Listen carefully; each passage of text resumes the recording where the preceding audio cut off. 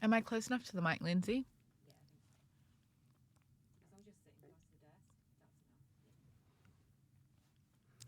Hello, everyone. Welcome back to a brand new episode of REB's Business Empowerment Showcase, showcasing the people doing pretty amazing and innovative things within the real estate industry. And what I love about this podcast is we get to chat to people who are within their growth period, doing things a little bit differently. And today is absolutely no exception. It is a pleasure to be joined in the studio by a couple of the guys from Little Real Estate. James Kirkland, welcome to the show. Thank you, Grace. Thanks for having us. You are the Executive General Manager, Sales, Marketing and Expansion over at Little Real Estate. And expansion, I feel like, is pretty key It's a to all of buzzword, that at the moment. isn't it? Yep.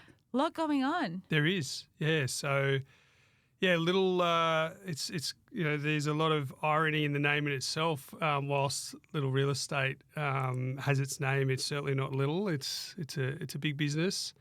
We've got 12 offices at the moment and almost 300 staff. And we're certainly, as you said, we're going through a really rapid expansion period, and it's really exciting. So we're keen to talk about it today and walk you through what that roadmap looks like. And you are joined by someone who's pretty fresh to the business, hot off the press. Chris Albrecht, you're a sales consultant at Little Real Estate. Welcome. Thank you. It's great to be here. Yeah. Have you ever done anything like this before? I have never done anything like this. I've done the odd real estate video, but that's pretty much a one-way conversation. So this is a little bit different. You've been dragged in like straight away. How new are you, Chris? Well, to Little Real Estate, I'm very new, so just a couple of months in. But for real estate in general, I've been doing it for 8 years. Little Real Estate is obviously it's a time of great growth for you, James. Why now? What makes 2024 the time to achieve this kind of growth or to be looking to expand? I think it's a really good time for many reasons. Not only what's going on in the industry and the evolution of many different ways of doing business and doing real estate, but also for Little Real Estate, which has really been able to be, I think, a bit of a sleeping giant in the industry. When we look at the East Coast and how it expands and we're lucky enough to have offices from the Sunshine Coast right down to the south parts of Melbourne, and have 14,000 properties under management. 15,000 properties under management. That in itself, for a sales team, to have that access to that size of portfolio, and we currently have 30 agents. So if you do the calculations on that, that's about 500 properties per agent, which is too many. So it's an equation really, and also the thirst for expansion, at a board level and, at an exec level as well. And, I think that we've communicated this really well to the team, and, the whole team are really excited to see, us really fulfill our potential. And Chris, for you, what was the decision to join in on this? Because it does sound like it's a pretty exciting time to be jumping on the train. Yeah, absolutely. I guess there's a lot of sides to that question. So probably the thing that drove me initially to make contact with Little was I had been working in the inner west, and my company where I was working was going through some financial difficulty. So I was looking for somewhere new to move to. A bit more of a plan B, if I'm honest. Like I wasn't sure I would move, depending on what happened with the company. And I knew that Little through kind of talk in the industry. I knew they were looking to expand. I knew they were building a sales team. And I actually live in Bondi. I knew they wanted to have an agent in Bondi. So I saw there was an opportunity there, and it was absolutely worth having a conversation. And so that's what sparked my intention, or sparked the conversation with Little. And then once I actually had that conversation, once I sat down with the recruiters, I could see that it was a very, very interesting proposition.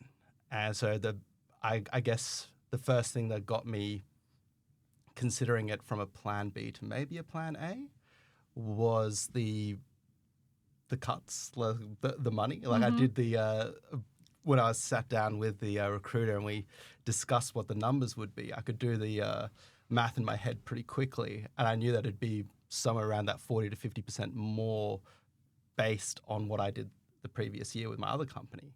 So that was already hard to ignore.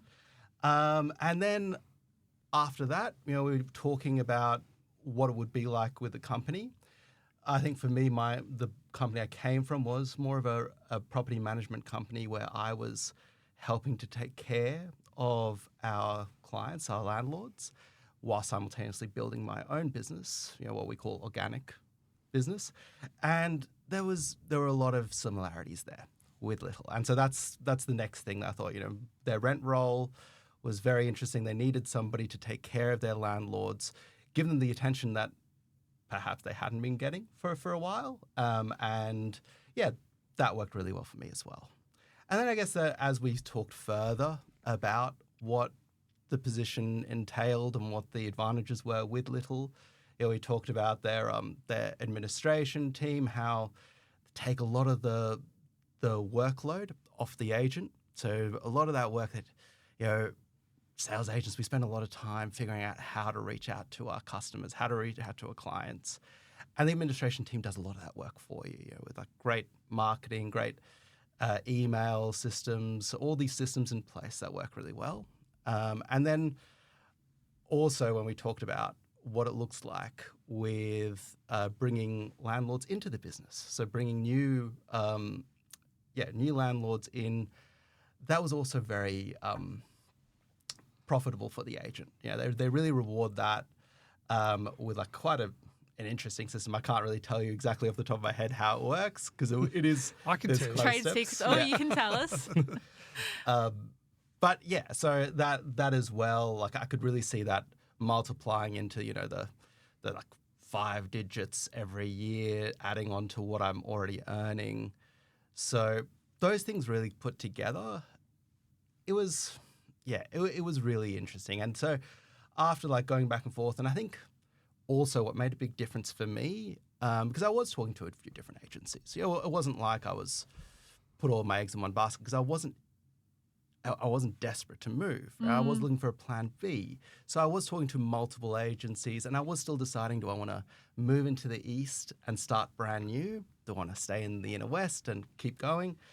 And so I think what really also helped me was there was a lot of transparency. So when we talked about the rent roll and the landlords, I actually sat down with the person that was recruiting me, Phil, and we went through and the patch of 300 landlords that I'd be servicing.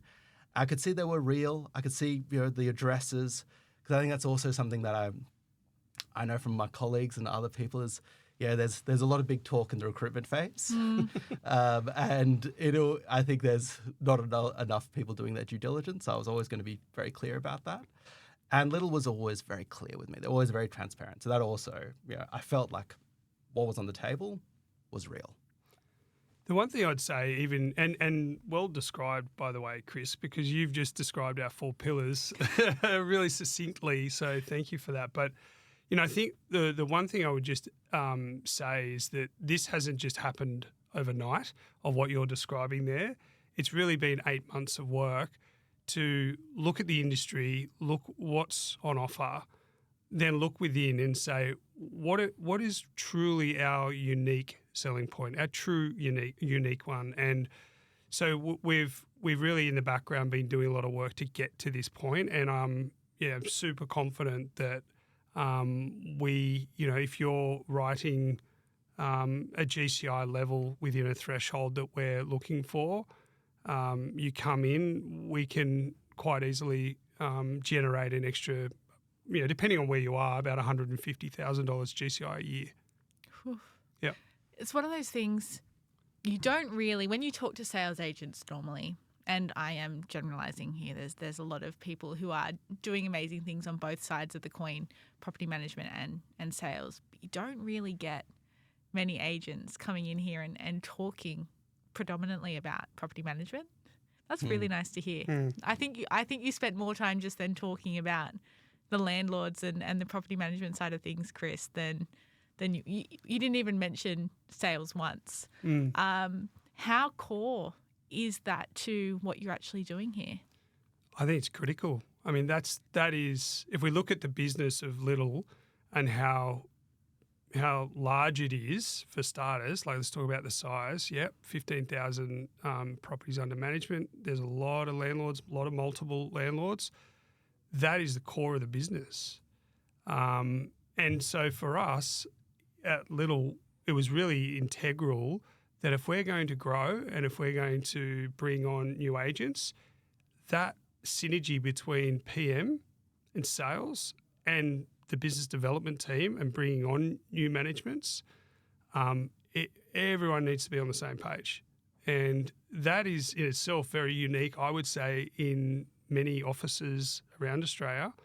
And, you know, that's a real proper chance to redefine what that looks like. And, you know, we've got some really great initiatives within the business that's allowed us to probably do that and to have, you know, salespeople really know and PMs know that they can legitimately work together, customer first. So, yeah, I think it's a unique situation. Absolutely. And I think for me as well, you know, I wouldn't say it's without self-interest. I think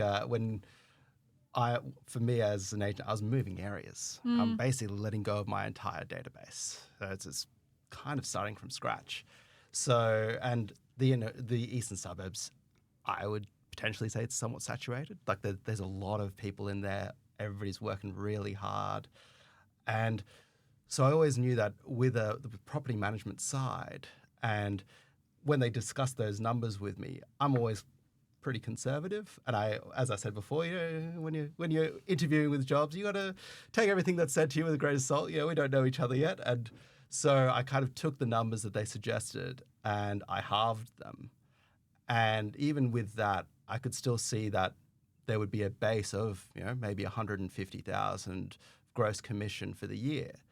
And that's a really safe space. It's a really confident base for me to be able to build my business. And that's really where I want to be. And you know, so that's, I think, you know, with the landlords and that, it is still very much, you know, I intend to sell for them.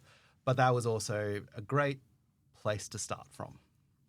And really, you're putting the customer first, but then you're also servicing the agents who are just as core to the business.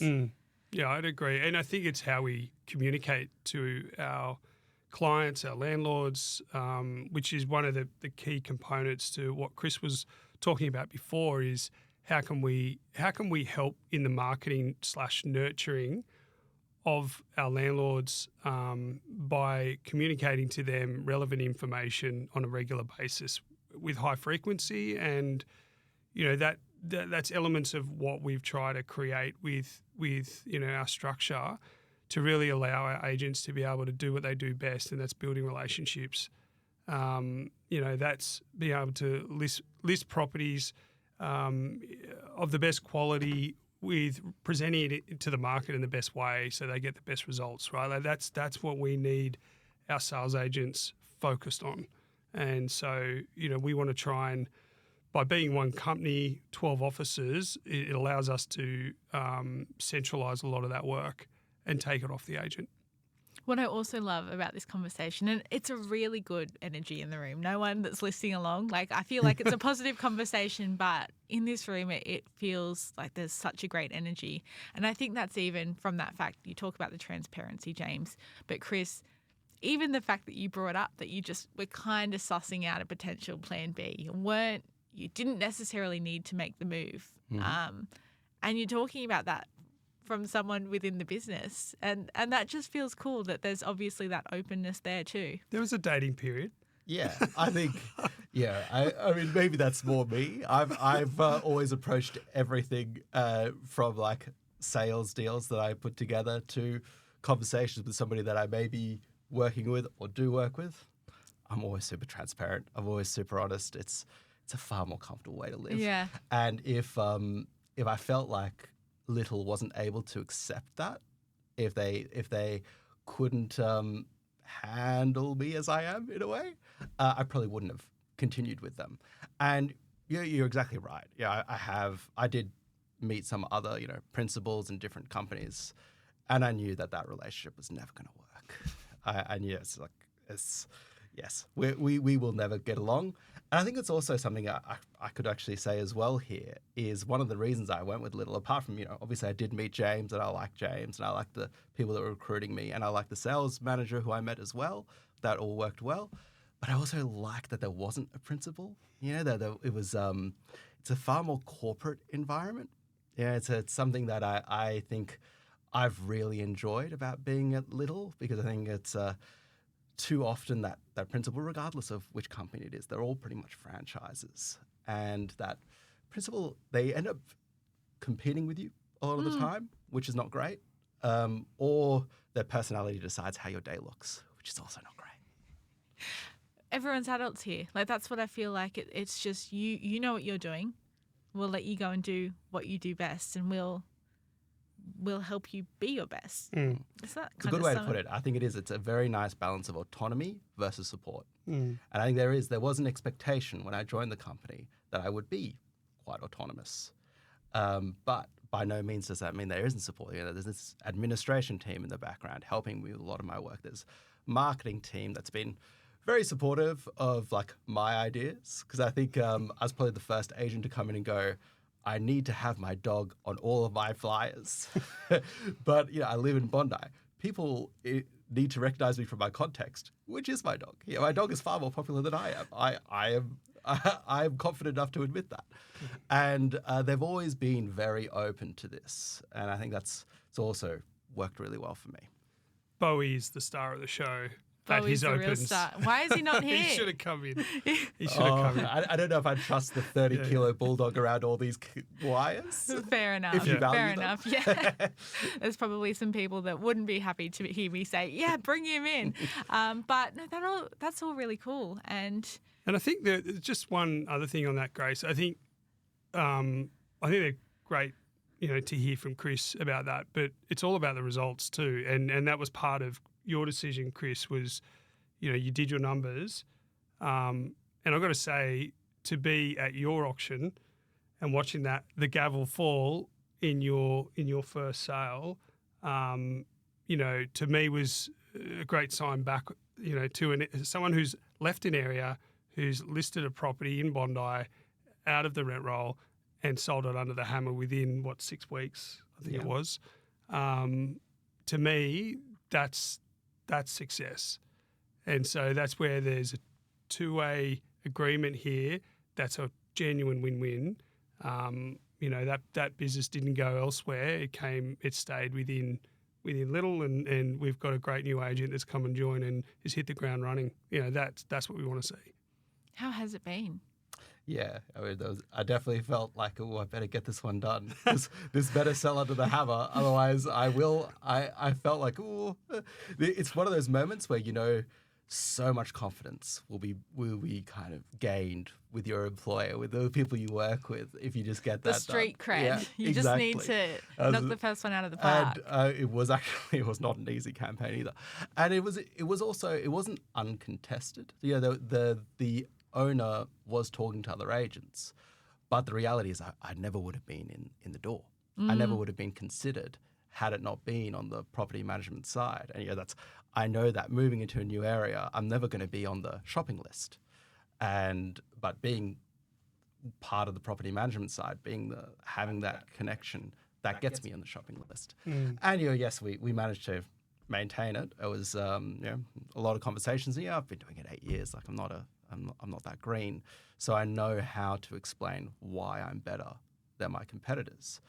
And so it was good. So it was like pretty early. It wasn't long until that lead came to me, and I could call that landlord and we could discuss things and see how we could service him. And I think it worked. And really now well. it's about leveraging that result, right? So you wouldn't have been in the door, but you've now sold it, and now it's about leveraging, and it's in a big building with lots of other properties where you can actually go to, start prospecting, and that's the point. So, with every sale should lead into a new listing that's not necessarily from the rent roll either, and we want to see that.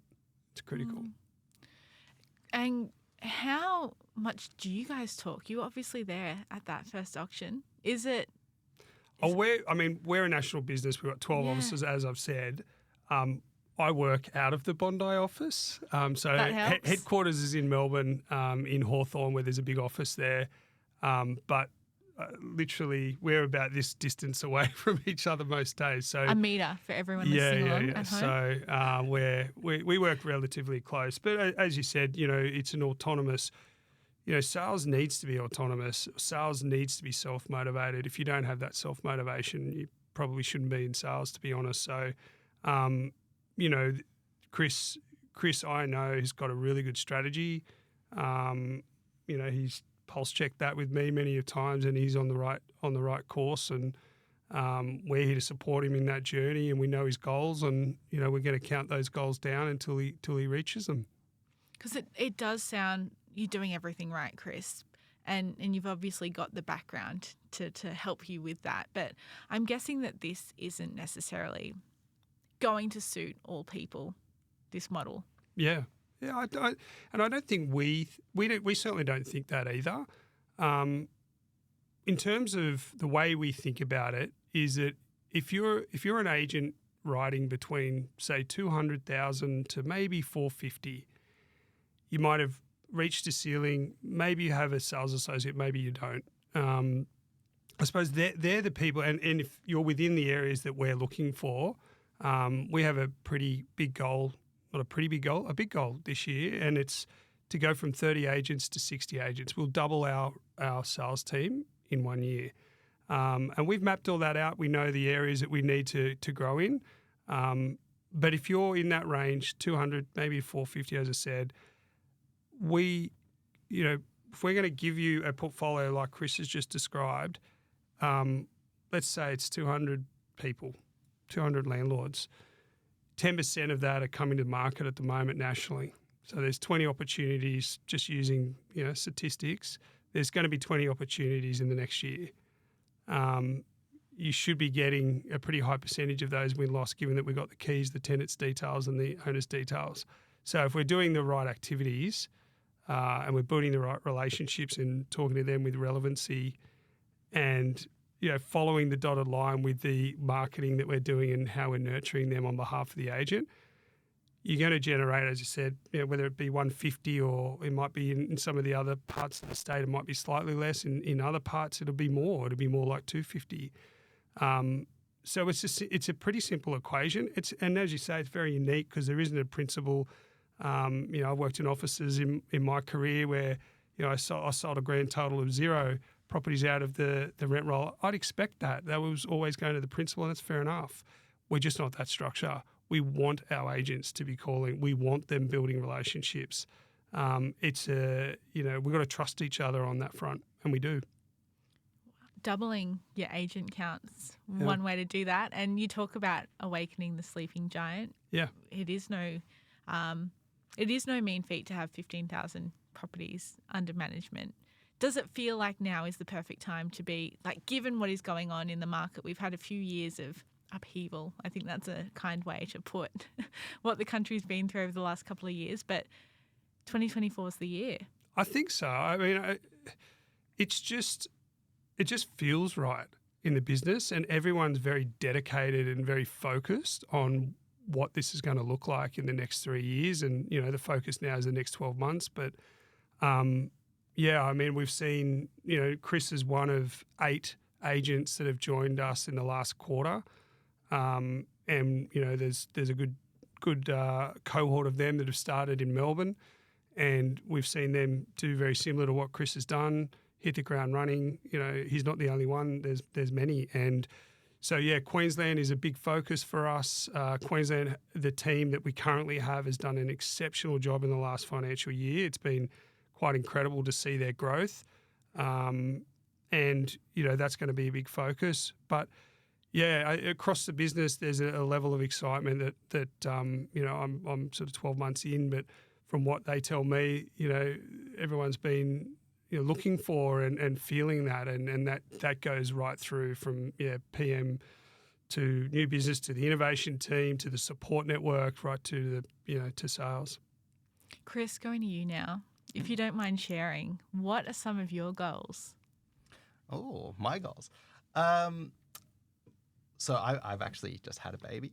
Rather, my wife has had a baby. Congratulations. Thank you. So my priorities at the moment is build a business that can support my family, and it's a good motivator. Yeah, and I dare say it's stronger than getting a new car. So I guess in terms of numbers, I do have a pretty ambitious goal for the financial year. So I've only just started, and it's not. I have to build a whole new database, so to speak. But I have a database as well. I've somewhat been given one by a little. So my hopes with that is that I can get into around maybe the 400,000 for the year. It's probably a bit ambitious for my first year in a brand new area. No, it's not. But yeah, No, it's not. I want to try. You'll get I want to there. see. I definitely want to try and get there. Inputs, the inputs, the activities there. Trust the process. Exactly. And with a team behind you like Little, it sounds like you are so well placed to achieve that goal. With everything else that's going on in your life, congratulations on the new baby. That's very exciting. But just to wrap up, before I let you guys go, the pillars that we've already mentioned, Chris brought them up earlier, but James, there's something that we've had conversations off air about these as well, and just how important they are to what you guys are doing. Yeah, they are. And so it's again, it's something that we've worked on for a while to say, here's the 4 pillars that we will bring on agents, and we will accelerate their careers in terms of earnings, but also their enjoyment and feeling supported. And so the 4 pillars at Little are, first of all, the portfolio, the rent roll, and the access to that, which we've mapped out. We have certain areas that we're going after. And so that's the core. And from that, you're generating, as I said, as a national average, about 150K GCI on top of whatever you're writing, 200 to 400. As far as the marketing's concerned, centralising that and taking a lot of the load off the agent and knowing that they have a marketing team that are communicating to their landlord database, their non-landlord database, and using technology. We've plugged in AI so we can see their behaviours. We can alert the agents on who best to call based on their propensity. And, that's some pretty good tech that we've plugged into that. The sales support and administration, it's spoken about a lot, I think, in the industry. I think they've offshored a lot of that.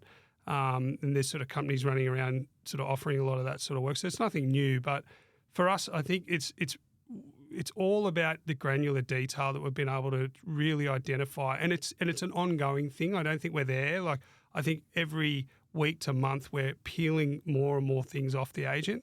I think we're at a level where we'd be taking 75% off the agent in terms of admin, which really, to get to that level, you're talking about having a sales associate, really. And I think in the coming months it'll just get better and better. And the final pillar is where our growth lies within the business itself, and we've created a structure that we're going to organically grow our rent roll across the entire country by using internal referral, and it's a very lucrative way that an agent can not let a buyer walk out of an OFI if you know they're an investor. We want to talk to them, and whether it be someone that they've just sold or whether they're about to buy their first investment, second investment, we want to talk to them at Little. So there's an offer of $1,000 up front once we take over the management or we close that management. But also I think really important is the longevity of that management. And so PM and sales joined at the hip to make sure that we keep it and that we've got a good client approach. After 18 months, they'll get a 1.5 multiple of that property management. So they'll be paid out. So if you quick average, if it's a $600 a week property on an average of, let's call it 6% commission rate, higher if it's in Queensland, probably, an agent's going to be producing about $2,800 extra income out of that one management. So you can start doing the maths. If there's sort of 2 a month, 3 a month, it starts to really stack up. So there's that's the 4 pillars that we're really focused on how our growth strategy is going to work. Checks out with what you said, Chris, about the money. It's not everything, but it does matter in this day and age, doesn't it? Cost of living, things are biting. People are finding it more difficult, but clearly not at Little Real Estate with what's going on at the moment. If people do want to reach out, if they have any questions for you, maybe they're like Chris and it's only a plan B to even look to consider a move. Is that something you're welcoming with people, those kinds of conversations? Absolutely, we are. The team are all set. They've been doing an amazing job, our growth team and our talent acquisition team, and they're ready to talk to agents right down the eastern seaboard and in those major cities, Sydney, Brisbane, Melbourne, the Gold Coast, Sunshine Coast, where we're really focused on. So yeah, absolutely, get in touch with Little and by all means reach out and ask for me, or Phil Eldred is our head of talent acquisition. So get in touch. We're keen to talk. We'll also include a link to the website in the blurb just underneath this podcast. Thanks so much for coming in, guys. Thank you, Grace. We really appreciate it. Yeah, thank you. Been a great chat. To everyone who is listening, we hope you have enjoyed this episode. If you do have any questions or want us to get in touch with Little on your behalf, reach out editor@realestatebusiness.com.au. Until next time, stay safe and well wherever you're listening from. Bye-bye.